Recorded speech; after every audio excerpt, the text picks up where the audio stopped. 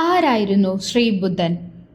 ബുദ്ധമതത്തിന്റെ സ്ഥാപകനും ലോകത്തിലെ പ്രധാനപ്പെട്ട ഒരു മഹാത്മാവുമായിരുന്നു ശ്രീ ബുദ്ധൻ.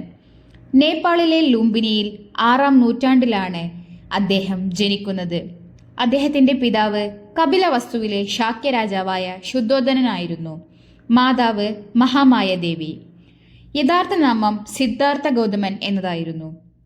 രാജകീയ സുഖസൗകര്യങ്ങളിൽ ജീവിച്ചിരുന്ന ബുദ്ധന്റെ ജീവിതം മാറ്റിമറിച്ചത് അദ്ദേഹത്തിന്റെ ജീവിതത്തിൽ നടന്ന ഒരു സംഭവ വികാസമായിരുന്നു. ഒരിക്കൽ നഗരസഞ്ചാരത്തിന് ഇറങ്ങിത്തിരിച്ച ഗൗതമ ബുദ്ധൻ സഞ്ചാരത്തിനിടയിൽ ഒരു വയോധികൻ, രോഗി, ഒരു മരണപ്പെട്ടയാൾ, ഒരു സന്യാസി എന്നിവരെ കാണാനിടയായി. ഈ കാഴ്ച അദ്ദേഹത്തെ ആഴത്തിൽ ചിന്തിപ്പിച്ചു. തുടർന്നാണ് അദ്ദേഹം തൻ്റെ 29-ാമത്തെ വയസ്സിൽ തൻ്റെ കുടുംബത്തെയും സർവ്വസുഖ സൗകര്യങ്ങളെയും ഉപേക്ഷിച്ച് അദ്ദേഹം സന്യാസം സ്വീകരിച്ചത്.